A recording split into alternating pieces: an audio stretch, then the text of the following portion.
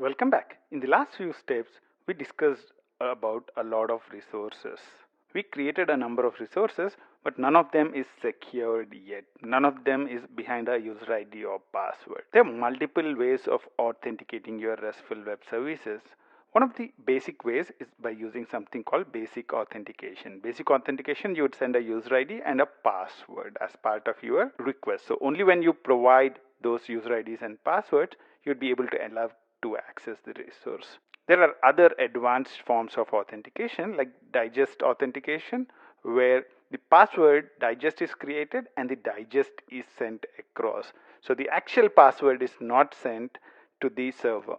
And the other option is to use something called OAuth or OAuth 2 authentication. In this step, let's focus on the basic authentication. So let's open our pom.xml and let's get started with implementing basic authentication for this set of resources. So all that we need to do to implement basic authentication is add in a starter called Spring Boot Starter Security. What would happen is the Spring Boot auto configuration kicks up. It sees that there is a starter security and it would automatically configure basic security for us.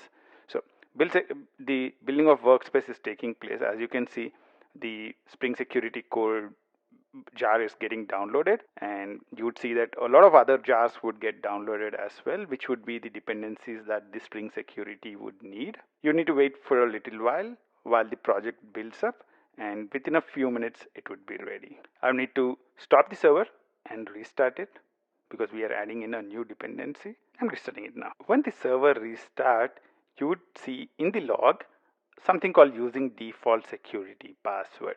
So from now on, this would be the password. So each time the server starts up, the password which is logged in here would be different. So make sure that you are using your most recent password. So you're looking for using default security password. So there's an empty line before that as well as after it. So I'm just copying this one out. So this will be your password, and let's go ahead and try and fire your request. So I'm trying to do a post request to users. You can do any of those requests actually. And you'd see that now when I click the send, I'm getting an error. It says unauthorized. It says full authentication is required to access this resource. It's saying to be able to access the resource, you would really need authentication. So it's saying 401 unauthorized. That's the status. I can go to the headers, or I can go to authorization and say I would want to configure basic authentication. And when you say basic authentication, it would ask you for user ID and password. Default username is user, and the password is whatever we copied from the log.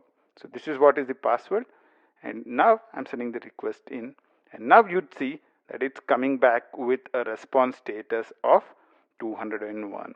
You can actually look at all the resources, and all the resources would only work when you provide a default user ID of user, and the password should be whatever is picked up from the log. If you don't like the fact that the password is getting changed frequently, then what we can do is we can configure the password in our application.properties.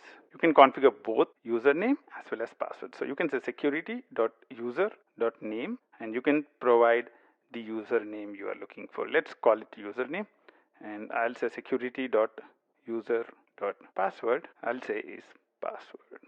And now I can wait for the application change to be picked up. If I try and execute the earlier request now with the old password, I'm getting back bad credentials. It's saying unauthorized. The credentials you are supplying are wrong. So now I need to send the new one. Username, password, and click send. And now you'd see that this request executes successfully. In this step, until now, we looked at how to turn on basic authentication for our services. We just need to add in Spring Boot Starter Security, and we can configure the username and password in here. In this step, we talked about turning basic security on for all our resources. Until the next step, bye-bye.